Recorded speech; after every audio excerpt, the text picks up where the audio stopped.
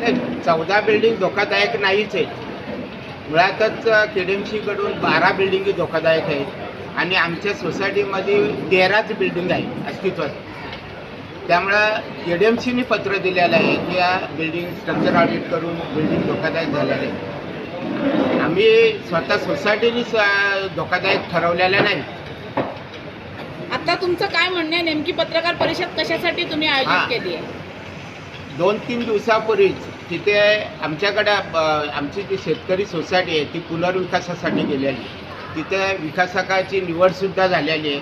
विकासकाने ज्या गोष्टीची पूर्तता करायला पाहिजे पुनर्विकासासाठी त्या पूर्ण केलेल्या आहेत आणि त्यामुळं अजूनही प्लॅन पास होण्यासाठी टाईम बिल्डिंग धोकादायक असल्यामुळे आमच्या लोकांनी मागणी केली की आम्हाला भाडं चालू करा, आम्ही खाली करू.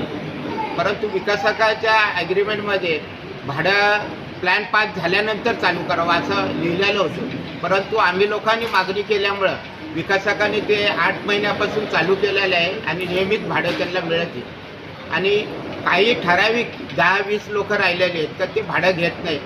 त्याच्यामधलेसुद्धा काही लोकांनी नंतर 7-8 लोकांनी भाडं डिपॉझिटसुद्धा घेतलेली. परंतु का ते विरोध करतात हेच काही कळत नाही. आणि बिल्डिंग धोकादायक असल्यामुळे तिथं राहण्यालायकसुद्धा राहिलेलं नाही. तुमची नेमकी मागणी आता काय आहे? काय आव्हान काय आहे, मागणी किंवा आव्हान? आमचं हेच आव्हान आहे का तिथे कुठल्याही प्रकारची हानी होऊ नये. धोकादायक असल्यामुळे कुठे काही अनुचित प्रकार काही घडू नयेत यासाठी तिथे लोकांनी जर विकासक भाडं द्यायला तयार असेल तर विकासकांनी सुद्धा म्हणजे बाकीच्या लोकांनी सुद्धा खाली करावं अशी आम्हाला आमची मागणी. 199 लोकांनी सहमती दिलेली आहे आणि त्याच्यामध्ये स्वतः म्हणून बिल्डरकडे जाऊन किंवा आम्ही सोसायटीकडे पाठवून डिपॉझिट आणि भाडं रेग्युलर मिळतं आहे. या 199 लोकांचं कुठलंही दुमत नाही आहे. त्यांना रिडेव्हलपमेंट आहे. आणि जे 29 लोक जे बाजूला नाही म्हणतात ते आमच्याही बरोबर आहेत. त्यांचा थोडा डिस्प्यूट आहे, तो पण आम्ही 2-3 दिवसामध्ये त्यांचा मनाप्रमाणे करण्याचा प्रयत्न करू आणि त्या पद्धतीने होऊन जाईल. त्यापैकी 90% बहुमत आहे लोकांचं आणि जे दुसरे राहिले त्यांचं पण रिडेव्हलपमेंटला पाठिंबा नाही असं म्हणत नाही. पण काही त्याच्यामध्ये 2-3 लोक आहेत.